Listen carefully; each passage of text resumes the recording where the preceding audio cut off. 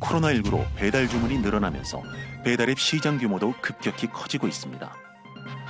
민간 앱은 특정 기업의 독과점, 과도한 중개 수수료와 광고료로 논란이 많았는데요. 이런 부작용을 해결하기 위해 지자체에서는 자체 배달앱을 개발하고 있습니다. 서울시의 제로배달 유니온, 경기도의 배달특급이 대표적인데요. 광고료 없이 1%대의 중개 수수료만 내면 되는 데다 지역 화폐로 결제할 수 있어 소비자와 업주 모두에게 인기입니다. 일부에서는 민간 시장 영역을 공공이 세금으로 침범하는 것 아니냐는 우려 섞인 목소리를 내기도 하는데요. 공공 배달앱이 순기능을 발휘할 수 있도록 필요한 것은 무엇인지 짚어봅니다.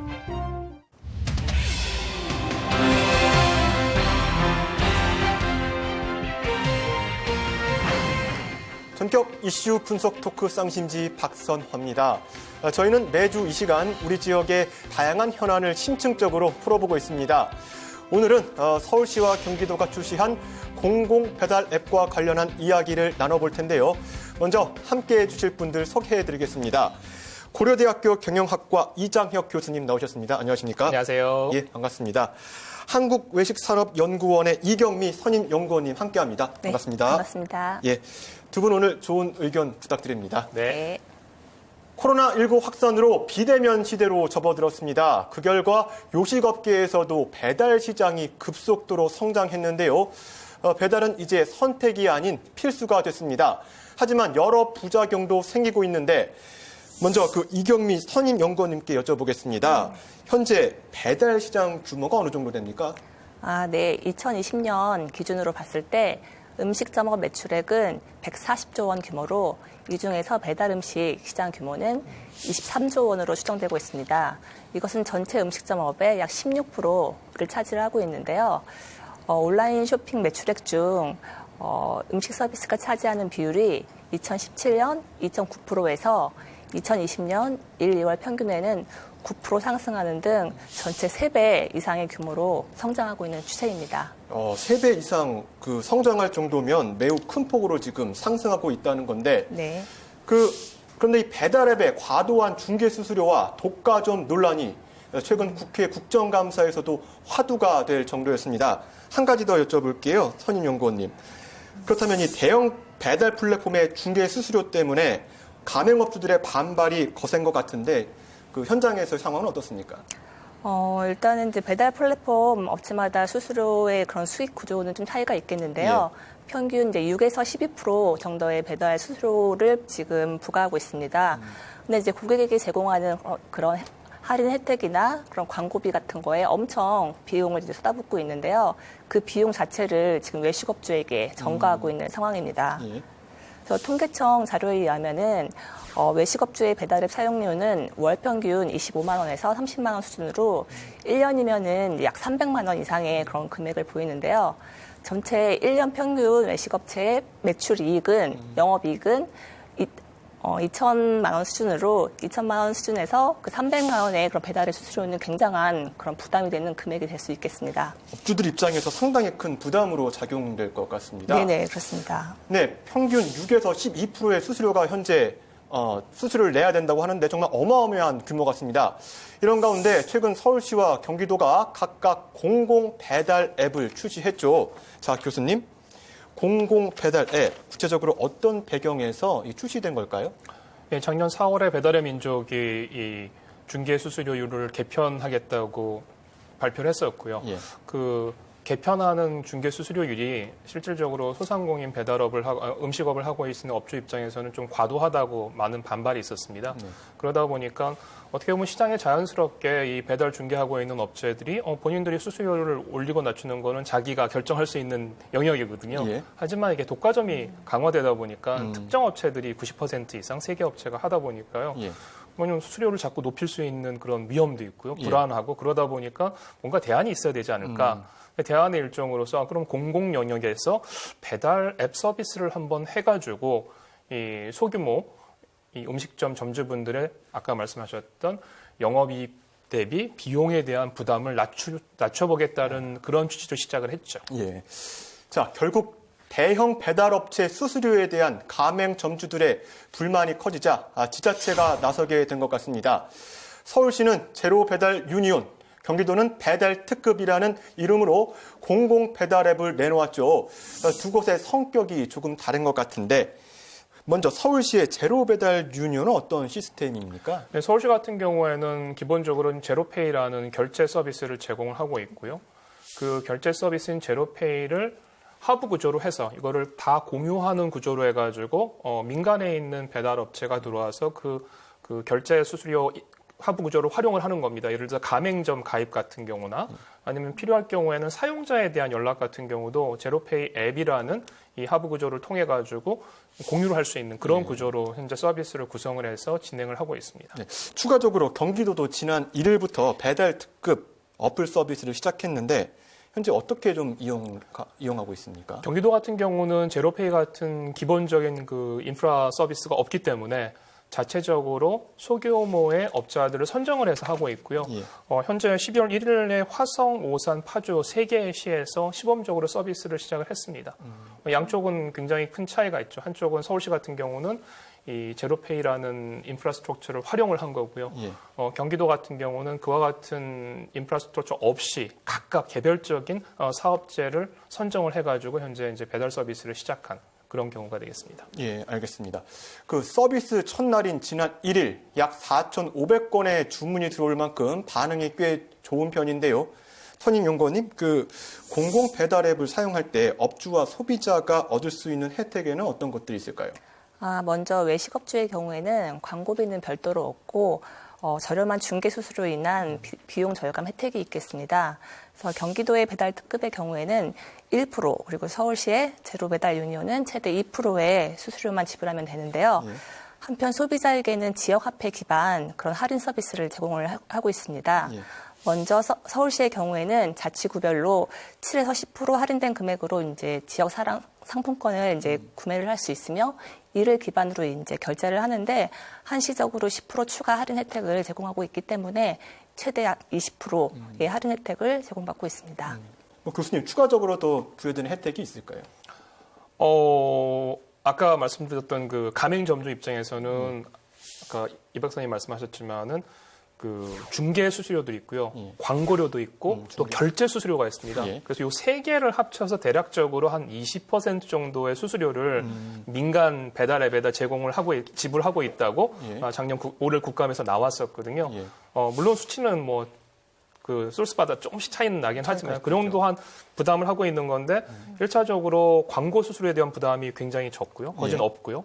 그리고 중개 수수료가 아까 말씀하신 건 경기도 1%, 서울시 2%고요. 예. 서울시 같은 경우 추가적으로 결제 수수료도 3% 정도를 내고 있는데 그것도 제로페이라는 걸 내게 되면은 결제 수수료도 부담을 하지 않아도 되기 때문에 예. 한 20% 정도 지금 부담하는 전체 수수료 중에서 한 1%에서 2%, 많게는 3% 정도만 부담을 해도 되니까요. 예. 실질적으로 이 가맹업주 입장에서는 본인들의 이익이 많이 늘어나서 저희가 많이 보시잖아요. 치킨집 사장님 열심히 한 달 내내 일하시는데 버는 돈이 알바 월급보다 적을 수 있다.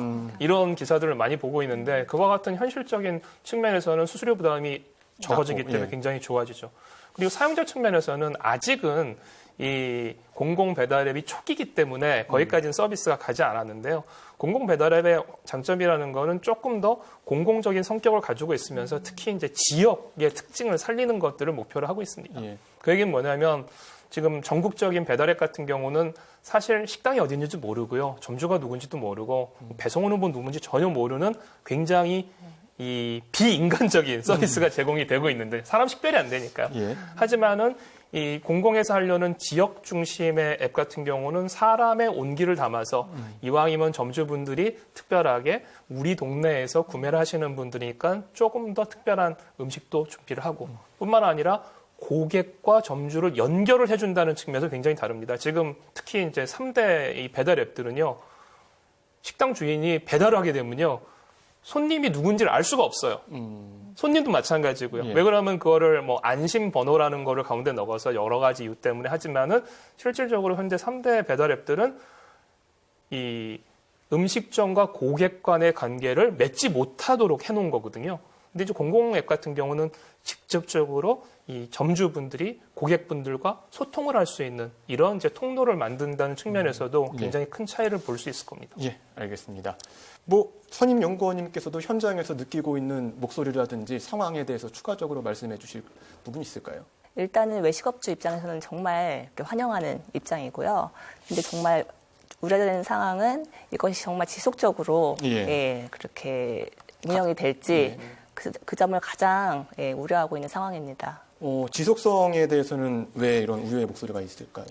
일단 그런 공공 배달앱에 대해서는 그 높은 수수료로 고통을 받고 있는 그런 외식업주의 경영난을 해소하기 위한 일환으로 그런 공공 배달앱이 출시되었는데요. 예. 그 출시 배경 자체가 소비자보다는 이제 외식업주 입장이다 보니까 소비자를 위한 그런 서비스 부분이 아무래도 민간 배달앱보다는 좀 낮을 수밖에 없습니다. 그렇기 때문에 이제 현재 시행 초기다 보니까 그런 다양한 할인 혜택을 좀 제공을 하고 있습니다만 소비자 입장에서는 한시적인 그런 할인 혜택보다는 그런 자기가 원하는 음식을 빠르고 그리고 정확하게 편리하게 주문할 수 있는 그런 편의성을 또한 굉장히 중요한 그런 요소라고 볼 수 있는데요. 이런 소비자를 위한 그 서비스를 강화하고 가맹점의 그런 운영을 좀 높이려면은 지속적인 비용이 들 수밖에 없습니다. 근데 이런 가운데 유일한 그런 수익원인 가맹점 수수료를 크게 낮추다 보면은 약 80에서 90억 원의 적자가 발생할 수밖에 없는데요. 이런 부분을 혈세로 메꿔야 하는 그런 구조가 공공배달앱의 가장 큰 한계라고 볼 수 있겠습니다. 예, 알겠습니다. 교수님께서 추가적으로 보충해서 지금 이제 말씀하신 측면을 어떻게 보면 서울시는 그 배달 유니온이라는 공공 부분을 활용을 이제 공용으로 하다 보니까 굉장히 많은 비용을 줄일 수 있었거든요. 그래서 사실 이제 경기도랑 서울시가 하고 있는 거는 정책적으로 큰 의미가 있어요. 그래서 과연 첫 번째 아까 사업자한테 큰 혜택을 준다고는 하지만은 실질적으로 그럼 충분한 주문들이 이런 공공 배달앱을 통해서 소화가 될 것이냐. 군산 같은 경우가 한때 한 30% 정도까지도 시장 점유율을 높였었거든요. 그럼 상당히 성공했다고 볼 수가 있겠죠. 예. 두 번째는 재정을 투입을 하고 있는데 과연 투입한 재정들이 원하는 사람들한테 가는 거냐. 큰 사업자가 아닌 좀 중소규모의 사업자들이 더 많이 매출에 도움을 받을 수 있고 수수료를 주고 그리고 고객들 입장에서도 소비자 입장에서도 정부에서 지원하고 있는 그 지원금들이 좀 더 필요한 분들한테 잘 돌아갈 수 있는지 이런 효과에 대한 것과 효율에 대한 것도 좀 더 이제 앞으로 볼 필요가 있거든요. 이제 그런 측면에서 본다면은 제가 어떤 제도가 적합하다고 말씀드리기는 어렵겠지만은 조금 더 공유하고 있는 서울시의 이런 유니온 형태가 장기적으로 도움이 되고 그리고 지속 가능성이 굉장히 높은 그런 형태가 될 것으로는 예상이 됩니다. 예, 알겠습니다. 또 한 가지 이런 지적도 있어요. 공공이 민간 시장 영역을 침범한다. 들이는 세금에 비해서 효율이 떨어진다라는 평가도 있는데 거기에 대해서 어떻게 좀 생각하세요? 네, 그 시장과 정부는 각각의 이제 영역과 역할이 있다고 생각합니다. 예. 공공이 시장에 문제가 있다고 이제 직접 나선다면은 오히려 시장의 어떤 왜곡된 그런 것을 이제 일으킬 수 있는데요. 혈세 낭비는 이제 물론 이제 공정 경쟁 그런 저해가 우려되는데요. 당장의 세금 투입으로 시장에 직접 개입하기보다는 민간 신규 사업자의 진입을 좀 유도해서 경쟁을 활성화하거나 독과점 기업의 폐해를 좀 막기 위한 정책을 수립하는 그런 방안으로 해결을 하는 것이 좀 더 중장기적으로 바람직하다라고 보입니다. 그럼 혹시 민간 배달 업체들의 어떤 반발이나 이런 거 없나요? 우리 정상적으로 영업하는데 공공이 너무 침범하는 거 아니냐라는 또 지적이 있을 수 있잖아요. 그런 신규 진입하고 있는 그런 업체가 지금 있습니다. 후발 업체가. 예. 근데 그 업체의 그 성장을 약간 좀 저해할 수 있는 그런 우려가 좀 있습니다. 신규 업체들의 성장을 저해할 수 있는 요인도 분명히 있다. 네네. 교수님의 의견은 어떠십니까? 물론 이제 그런 측면이 분명히 있죠. 하지만은 시장에는 항상 민간 재화만 있는 건 아니고요. 예. 같은 시장 내에서도 공공재와 민간재가 같이 섞여 있을 수 있습니다. 예를 들어 저희가 하고 있는 의료 서비스라든지 교육 서비스 자연스럽게 공공 부분이 자리매김을 하고 있는데요. 물론 이제 공공 부분이 민간 부분과 같은 성장을 저해할 정도로 과도한 개입은 문제가 있는데요. 예. 오히려 이제 민간 시장에서 놔뒀을 때 시장 내에서 아까 저희가 우려하고 있는 독과점 같은 현상들이 벌어지고 있는데 이거를 손을 놓고 공공이 놔둘기에는 나중에 폐해가 더 커질 수 있거든요. 예. 그래서 이와 같은 저희 공공 배달 앱 같은 경우도 그렇고 배달 앱의 하부 구조 같은 경우도 어느 정도 규모를 좀 정해놓고 그 이상은 성장시키지 않지만 그 정도 규모에서 민간 시장에서의 경쟁을 활성화한다는 측면으로 해서 예. 해야 되는 게 있기 때문에 연구 측면에서도 굉장히 그런 지표들을 예. 2021년에 만들면서 한번 같이 머리를 맞댈 필요가 있습니다. 그러면서 성장은 성장대로 하면서 또 소비자 후생이라든지 자영업자의 이런 수수료 부담 같은 경우를 어느 정도가 적당한지에 대한 협의들이 좀 필요할 것 같고요. 그거를 하지 않으면 어떻게 되냐면은 다 법으로 규제를 하게 돼 있습니다. 예. 이번에도 뭐 플랫폼법 같은 경우가 나왔는데요. 사실 법으로 규제를 하다 보면은 더 이 규제가 주는 폐해들이 생길 수 있거든요. 예. 기준을 정하지만 그 기준들이 시간에 따라서 바뀔 수가 있는데 바뀌게 되면은 법은 바뀌지가 않고 현상은 바뀌다 보면은 더 이제 문제들이 커질 수가 있거든요. 그래서 오히려 법적인 그런 규제보다도 조금 더 공공이 직접 선수로서 뛰지만은 작은 영역에서만 뛰면서 전체적인 운동장의 활기를 불어넣을 수 있는 그런 역할들이 필요하지 않을까 생각이 예. 됩니다. 공정한 경쟁을 위해서 공공의 그 일정 부분의 개입은 좀 필요하다. 과거 뭐 K리그의 상무 그 군인 팀이 일부 리그에 뛴 적도 있었거든요. 예. 스포츠랑 또 이렇게 비교를 해주시니까 K리그와. 자, 지금까지 민간 배달업체의 수수료 상황과 그로 인한 가맹주들의 불만, 그 대안으로 지자체가 추진 중인 공공 배달앱 서비스까지 살펴봤는데요. VCR 보고 와서 더욱 구체적인 이야기 나눠보겠습니다. 배달앱이 인기를 얻으면서 배달 서비스도 외주화됐습니다. 기사들은 식당에 직접 고용되지 않고 건당 수수료를 받고 있는데요. 그렇기 때문에 근로계약을 체결하지 않아 산재보험을 적용받지 못하는 경우가 대부분입니다. 2020년 배달기사의 55.3%는 운행 중 사고를 경험했지만 산재보험으로 처리한 경우는 2.6%에 그쳤는데요. 이렇게 근로기준법이 보장하는 각종 권리와 지원에서 배제되는 특수고용 노동자들. 공공배달앱이 활성화되면 보다 체계적으로 사회적 보호를 받을 수 있게 될지 기대가 모아지고 있습니다. 네, 서울과 경기도의 공공 배달 앱에 대해서 이야기를 나눠보고 있습니다. 업주와 소비자에게 돌아가는 혜택만큼 플랫폼 노동자에 대한 관심도 높아지고 있는데요. 먼저 용어에 대한 정확한 설명이 좀 필요할 것 같습니다. 교수님, 그 플랫폼 노동, 정확히 어떤 의미를 담고 있습니까? 예를 들어서 저희가 그 음식 같은 경우, 배달 같은 경우는 배달을 직접 하고 있는 배달원 분들도 계시죠. 그리고 뭐 같은 식당 내에서 일하고 있는 분들도 일종의 이제 플랫폼에서 노동을 하고 있는 분들 중에 한 분이 되게 됩니다. 예. 이와 같은 분들 입장에서 과연 과거에 플랫폼이 없이 그냥 오프라인으로 사업을 할 때에 비해서 과연 나한테 들어오는 수입이 늘거나 됐는지라는 거죠. 근데 플랫폼화가 되면서 생기는 문제들이 그와 같이 플랫폼에서 연계돼서 노동을 하는 분한테 돌아가는 수입이 오히려 줄어들 수 있고 실질적으로 줄어든 경우들이 발생을 하기 때문에 이런 노동 문제와 직결되는 겁니다. 수익이 줄어든 그 이유는 또 있을까요? 아무래도 배달 업체가 이렇게 더 활성화됐는데 예. 배달원 분들은 실질적으로 피부에 와닿지 않고 있다는 말씀이시잖아요. 왜 그렇죠. 그럴까요? 이게 이제 결국은 독과점의 이슈인데요. 결국은 또 거기까지 뭐 저희가 아까 이제 이 박사님 말씀하신 것처럼 이 배달 시장 그리고 온라인 음식 시장이 커지긴 했으나 실질적으로 시장이라는 거는 1년에 우리나라 기준으로는 GDP 성장률 정도만 커지고 있어요.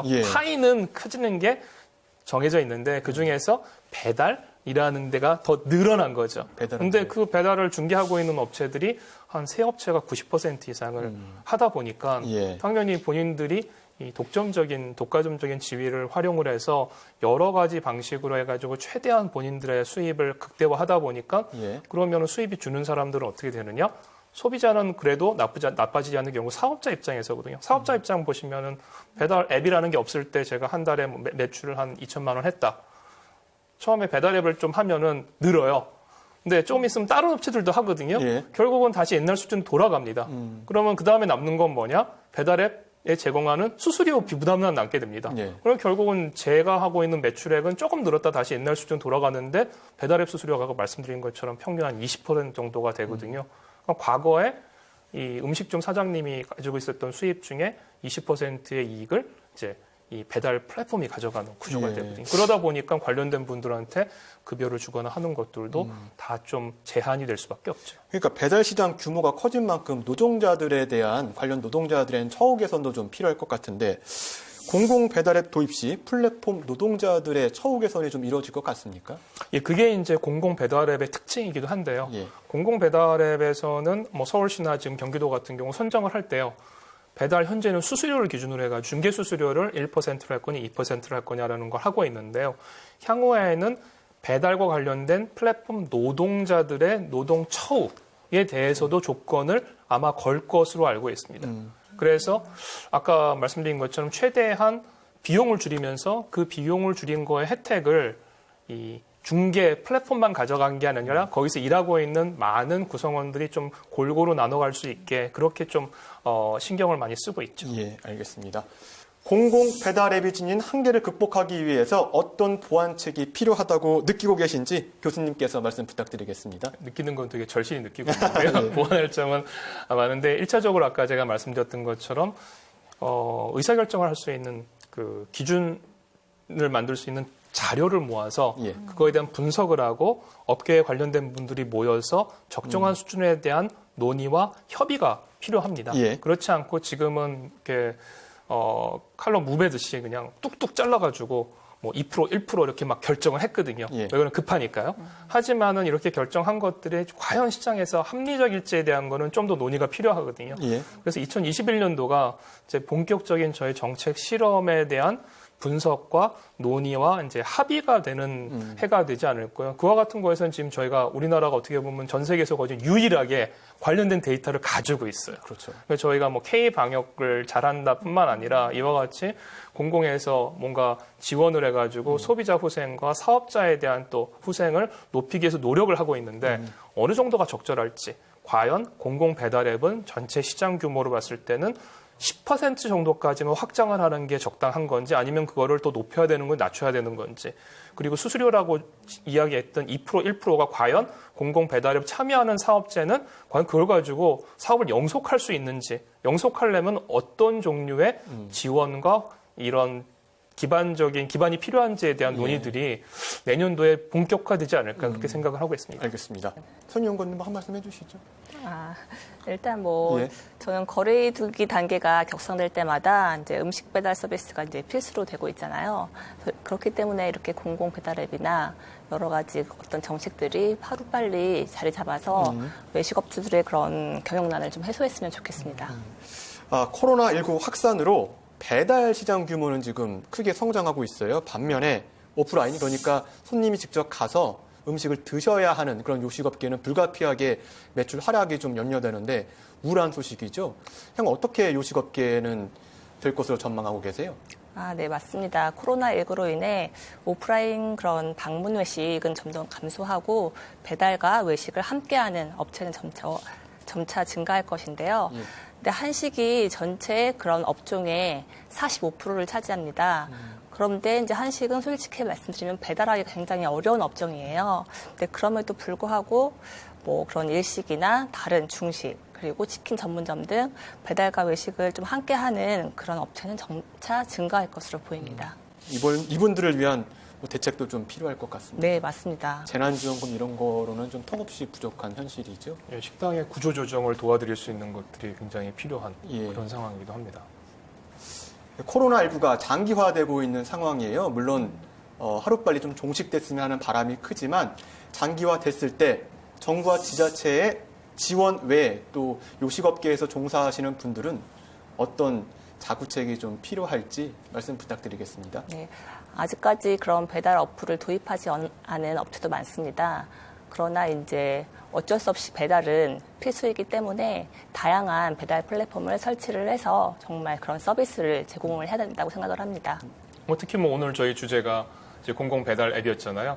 그러니까 기존에 있는 민간 배달 앱 서비스를 하시는 분들 같은 경우도 공공 배달 앱 같은 경우를 하나나 두 개 정도를 같이 이제 병렬로 해서 사용하시면은 자연스럽게 수수료 부담도 없이 이제 수입은 좀 더 늘 수 있는 그런 가능성이 있기 때문에 이와 같이 이제 시장이 변하는 트렌드를 잘 따라가시는 점주가 되시면 아무리 코로나가 위협적이더라도 또 사람들은 다 먹습니다. 예. 먹기 때문에요. 먹지 않으면 다 죽으니까 이 먹는 분들의 배달 그 수요를 잘 끌어들일 수 있도록 좀 더 민첩하게 움직이시면은 큰 도움이 되지 않으실까 이렇게 생각합니다. 예, 알겠습니다. 네, 지금까지 민간 배달앱 성장과 그로 인해 발생하는 수수료 문제, 이를 극복하기 위해 지자체의 공공 배달앱 서비스 시행까지 살펴봤는데요. 오늘 함께해 주신 두 분 고맙습니다. 감사합니다. 감사합니다. 예, 수고하셨습니다. 네, 코로나 확산세가 심상치 않습니다. 예, 모든 요식업계에 걸쳐 피해가 막심한데요. 이런 상황에서 배달 서비스는 더욱 성장하리란 전망입니다. 코로나19 장기화로 올해 외식 산업 시장 규모가 최소 15조 원 이상 감소할 것이란 분석이 나오고 있는 가운데 외식 산업의 숨통을 트게 하기 위해선 올바른 비대면 서비스 정착이 중요할 것 같습니다. 지자체의 공공 배달 앱이 업주와 소비자, 배달 노동자가 공존할 수 있는 선순환 구조를 만들어내길 바랍니다. 이슈 분석 상심지 오늘 준비한 순서는 여기까지입니다. 시청해주신 여러분 고맙습니다.